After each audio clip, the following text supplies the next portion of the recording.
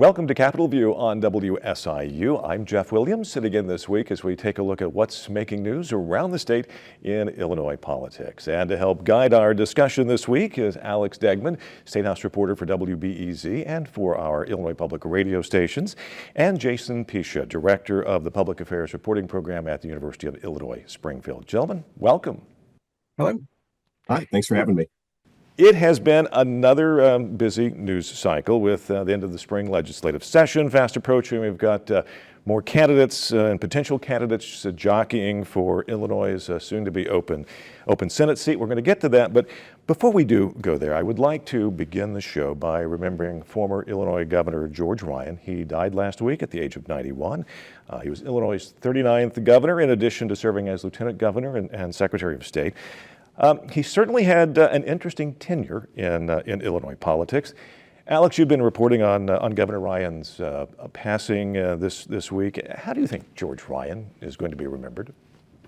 Well, as with a lot of things with Illinois politics, it really depends on who you talk to, because even scanning social media after we learned that Governor Ryan passed away, it really ran the gamut. Some people were remembering the really good things about the fact that George Ryan was a really old school politician. And even if you didn't agree with him necessarily, he got things done. And I think if you look at his political track record, he did get things done for the state of Illinois. He was able to work with a lot of people, even though he was a Republican. Now, you mentioned that he served in a lot of roles. He also served as a state rep, and he also served as House Speaker. And I think a lot of that experience gave him just a really good handle on how the legislature works, working on so many levels. However, there's also the dark side. There was the scandal that kind of embroiled his tenure as Secretary of State with the so-called, we in the media call it the license for bribe scandal. That was one of the, I hate to show my age here, but that was one of the first major news stories that I was really aware of as a middle schooler in the Chicago area. So it kind of stuck with me. And that's kind of how I remember George Ryan. But then, later on, you learn about his humanitarian side and him looking at Laura Lynn one day and saying, geez, how can a guy who's not guilty of anything wake up every single day and think that he's going to die? Like, how can that happen in America? So with that, he decided that with a few days left in his term as governor, he was going to clear death row and abolish the death penalty. So I guess it really depends, because, yeah, and then also you got to remember that when he was, in fact, and I'm getting a lot of this from an interview that he did with WBEZ in 2020 about his book, where he talked about ending the death penalty. But, we also asked him about the things that happened in his term that he would rather forget, and whether he feels like he's moved on, whether he feels remorse. And he told us flat out, no, I mean, I had nothing to do with what happened to the Willis children. I have no remorse for anything that happened in my term. Mm-hmm. So George Ryan was a tough politician, but he'll be remembered for both good and bad, I think. Yeah, I'm going to show my age here as well. I think Illinois' last execution was Andrew Cucurellis in 1999 at the what was in the Tam Supermax prison down here in deep southern Illinois. And I remember as a reporter at that time helping to cover that execution. Following that execution, the governor talked about how difficult it was to make that final decision. He was the final arbiter for this individual.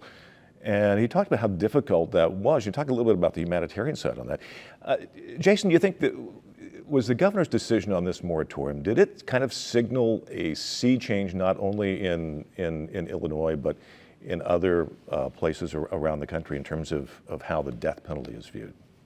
I think so. I mean, when you think of what a typical Republican, prior to all this, what a typical Republican, their stance on the death penalty, it was, let's do it, let's go for it. It's a good idea. It's a way to carry out justice for terrible things that have happened. But George Ryan basically said, to paraphrase a quote that he once said was, how the heck am I supposed to be the guy that makes the decision on who lives and dies? And I think that was a sea change. It added the moratorium in Illinois. And then, as you know, Governor Pat Quinn shepherded through putting it into law, ending the death penalty in Illinois. And I think, I think just in general, you don't hear as much about death penalty cases around the country. And there's questions about how humane that is and if that's the right way to handle criminal justice issues. So, yes, I do think it it did cause a change that we're all rethinking, what is the role of the death penalty in our society today. Mhm. What do you think the governor's how he will be remembered from your time reporting in Springfield as well? Yeah, I mean, I agree with Alex. It's a mixed bag, and we also we face these questions anytime someone of notoriety passes away.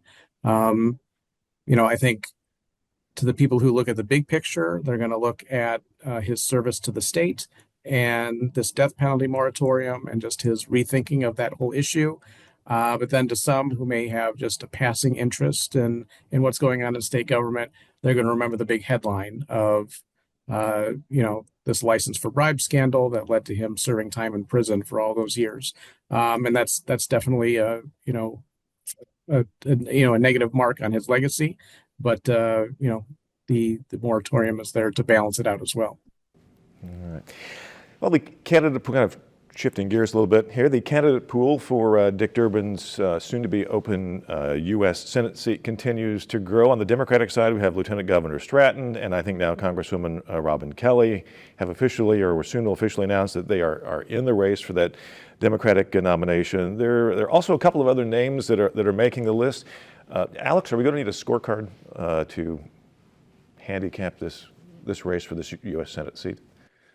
We might, because we're at the point now where everybody's starting to announce. We can say officially that as of this taping, the people who are officially in the race are on the Democratic side. We have Lieutenant Governor Juliana Stratton, Congresswoman Robin Kelly did announce this week, and Raja Krishnamurthy also announced this week. I'm expecting, given the pattern of how this is going, we may see a decision from Lauren Underwood soon. And by the time this program airs, we may have a decision. So make sure you stay tuned to your local news websites, of course. But then we also have some Republicans that have entered the race. And we don't really usually pay a whole lot of attention to Republicans in the U.S. Senate race, just given how the seat has been over the last 20 years or more. But we do have R. Kerry Caparelli, a businessman. Then we also have Doug Bennett and someone named John Goodman, not the actor, but there's a pretty big race forming already, and I do imagine that we're going to have more people on the Republican side and some more independents stepping in as well. And we're still also waiting to hear some decisions from a couple of Democrats. And we also learned this week that State Treasurer Mike Frericks has decided that he's not going to try to go to Washington. He's going to stay here. Mm-hmm.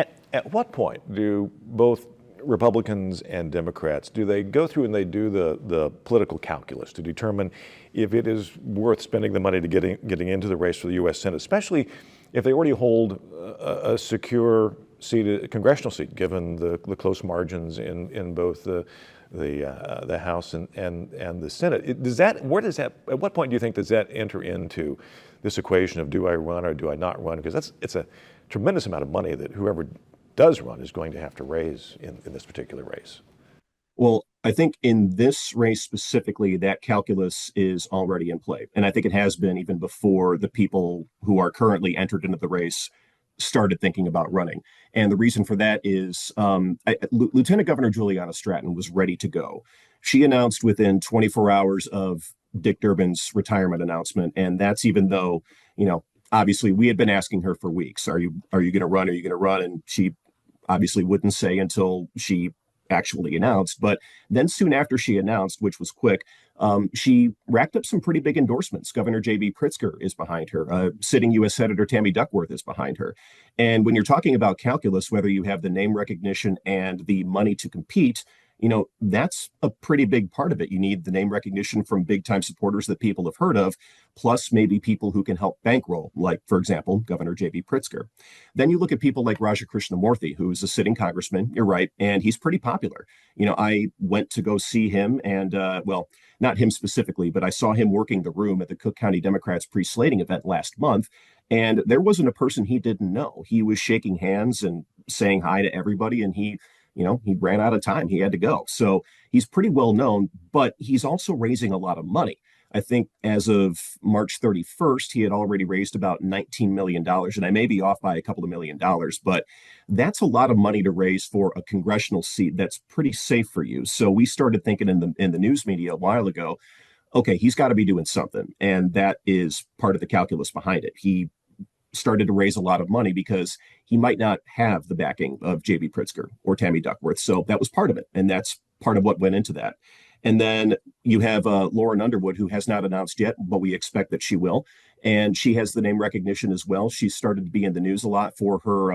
I guess some people in the media are calling them tussles with people like Kristi Noem and folks like that. So she's starting to be on this Democratic side of we need to do something, and I'm going to be loud about it.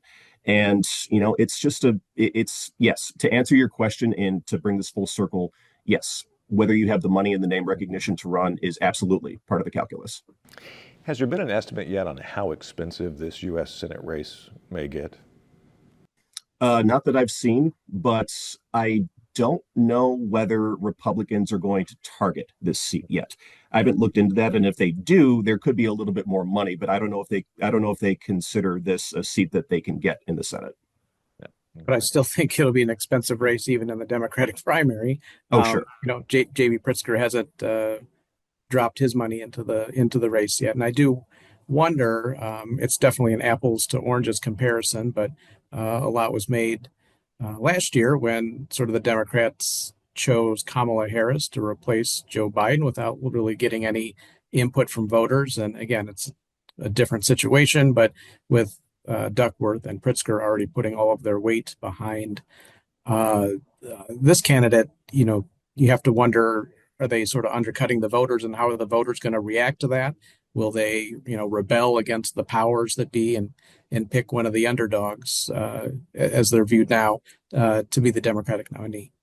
Yeah. Senator Durbin has said that he was not going to weigh in on this race. At least he was going to reserve that. Do you think there's going to be a point where he may actually make an endorsement, and what kind of an impact do you think that would have on the race?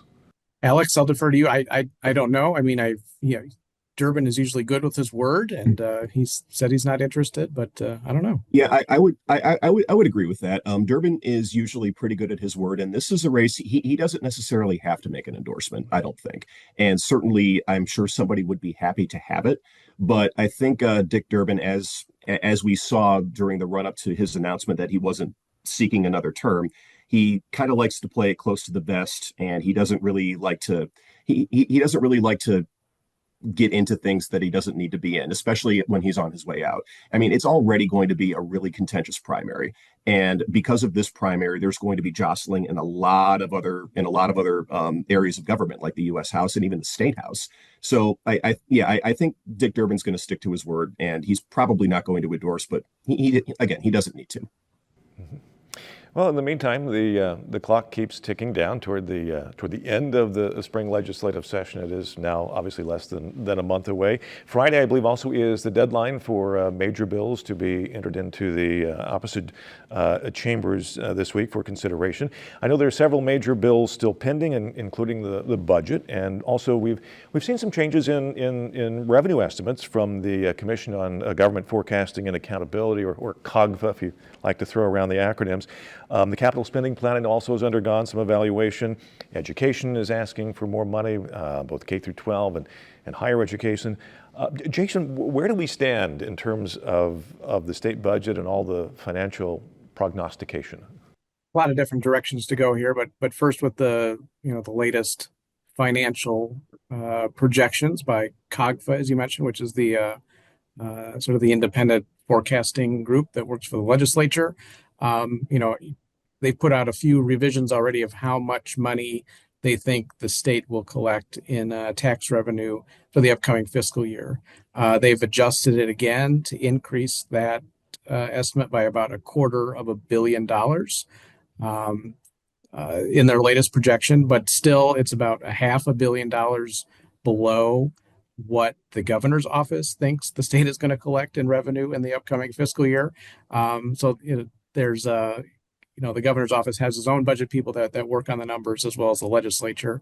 So while that seems like it's good news that the revenue projections are up, still COGFA is projecting that it will be lower than it needs to be to fill all the spending needs that the state has. However, the wild card in all of this that is going to make the budget negotiations, sort of an unknown is the federal government. Um, as we've talked in the past, the Trump administration, at the drop of a hat, could decide to cut federal funding to state government in Illinois and other states. And that's money that's, ready, that's in the budget, that's planned on. And if it goes away, that'll cause problems. Tariffs are another issue that is a wild card as well. Will the increased tariffs on the various goods and services that come into the state, will that slow down spending, and will that affect tax revenue as well? So those are a couple wild cards that sort of, it's interesting and encouraging for some people to see these projections get better. But again, with the volatile situation we're in with the federal government, anything can happen. Mm-hmm. And the state budget usually does come down to the 11th hour. We've had the luxury, the state has had the luxury the last few years where the budget has been, I think, relatively stable and relatively balanced, so to speak. Is this going to be a more difficult budget process as lawmakers try to decide what goes into that final mix in the next 20 days or so? Well, sure. I think this is going to be certainly difficult than it's been within the last few years, and that's just a function of state finances being where they are.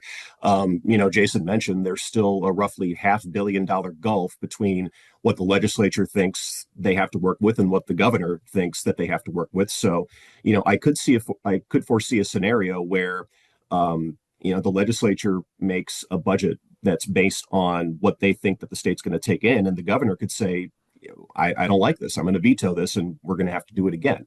That hasn't happened for a while, at least not since I've been here. But there are pressures this year, like you said, like Jason mentioned. There are pressures for education funding. We've seen rally after rally down in the Capitol because of this. There are pressures over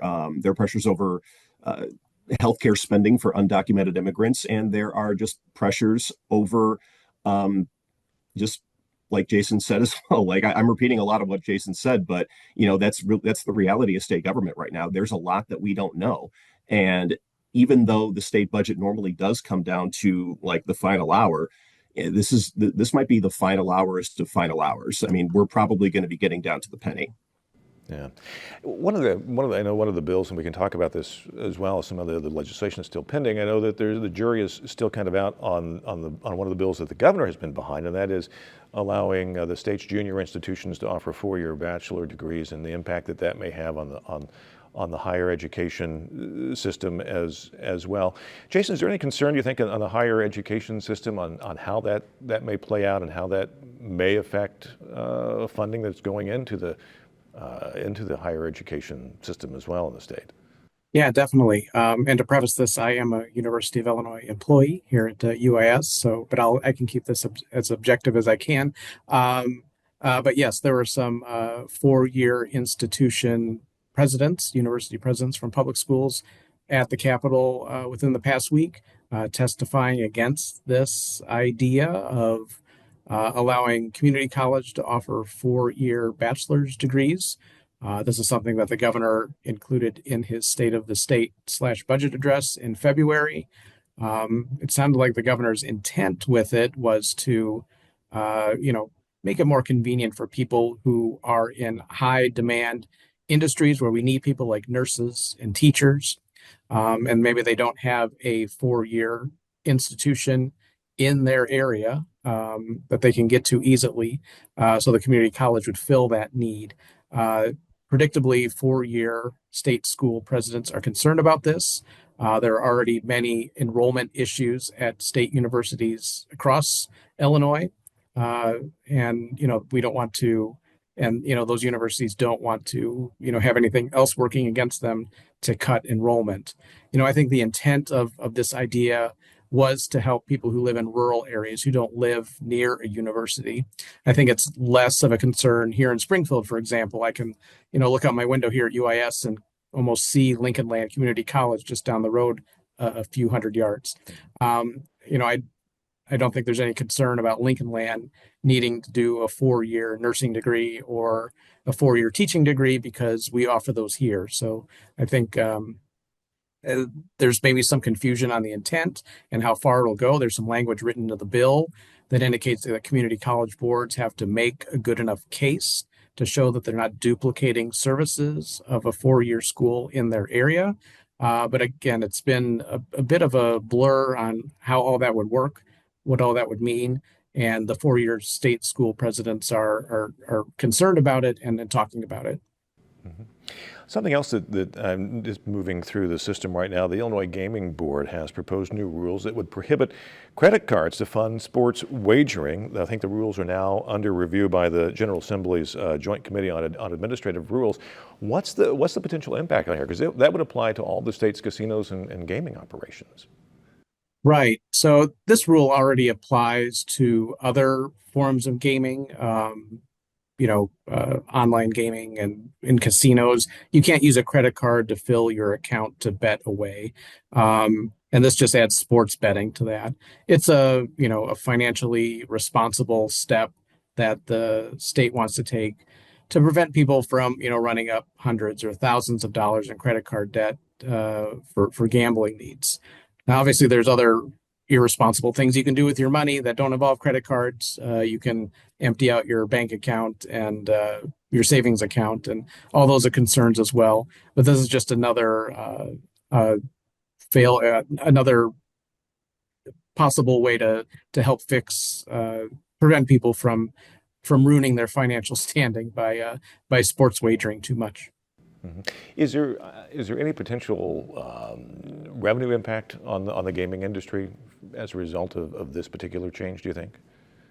There might be a small one because it is very convenient. If you've ever, gone on to FanDuel or any of those apps, it's very convenient just to put in your credit card. But you can also attach, the alternatives are, a wire transfer from your checking account or a PayPal account that's tied to your checking account. And those are just as easy to connect. So it's maybe one little speed bump in the road toward putting a wager on your favorite team. But I don't think it will be a big effect. People love to wager their money on sports, and this will keep it going. Mm-hmm. Gentlemen, in the 3 minutes or so that we have left, as you kind of gaze out and look ahead, Alex, what are you looking at? What are you hoping? What are you seeing? What are you wanting? What are you going to be following in the next week or so? Well, this is the time of year when I start to worry a lot about the budget, but then I remember that we still do have, a few weeks left, and there could be things that are brought up. And one of the things that got a lot of attention a few weeks ago was the homeschool bill, the bill that would seek to regulate homeschooling in Illinois, really for the first time. And there's been some work going on behind the scenes on that bill. So I do think that we're going to see this again. I don't know what form it's going to take, but we're going to be watching out for that. And it's funny we're talking about measures to prevent people from entering their credit card information for sports wagering, because I'm also following a measure that would let people basically play blackjack on their phones, through a process called iGaming. And that's the process where there would be essentially live dealers at Illinois land-based or boat casinos, and you could just play blackjack on your phone.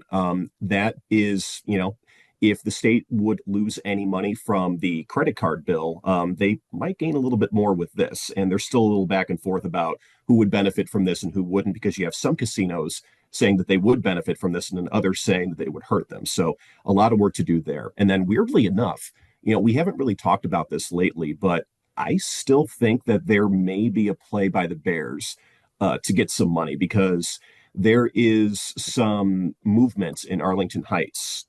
They've been meeting with the new mayor. They've been working out tax deals with the school districts. They're coming to terms with that. So, they're closer than they have been, and I think they may be starting to put their eggs in that basket. So, 11th hour, I wouldn't be surprised. So I'm watching that too. Jason? Yeah, a few things, not necessarily legislation happening in the State House, but a few news items we haven't mentioned yet. Governor Pritzker, as we're taping this, announced today that he's issuing an executive order to restrict the collection and sharing of autism-related data for Illinois residents. This is in response to RFK Jr., the Federal Health and Human Services Secretary, saying he wanted to collect data about autism around the country, to do a large study of it, to see if there's any sort of credence to the thought that there's some environmental factors involved in the causes for autism. Governor Pritzker doesn't want Illinois to play with that and is going to, restrict the federal government from getting any of that data about autism in Illinois. Related to that, Pritzker has also announced that he is going to testify in Congress next month, I think June 12th, to talk about in front of a congressional committee to talk about federal immigration issues. The Chicago's mayor went in front of a committee like that recently, and so again, this is another example of Pritzker sort of increasing his national profile for a possible presidential run, and a lot of people think it's going to happen. So we'll see where that goes. All right. Jason, I'll let you have the last word. Thank you both, Jason Piscia and Alex Degman, for joining us. I'm Jeff Williams. Thank you for joining us for this week's edition of Capitol View.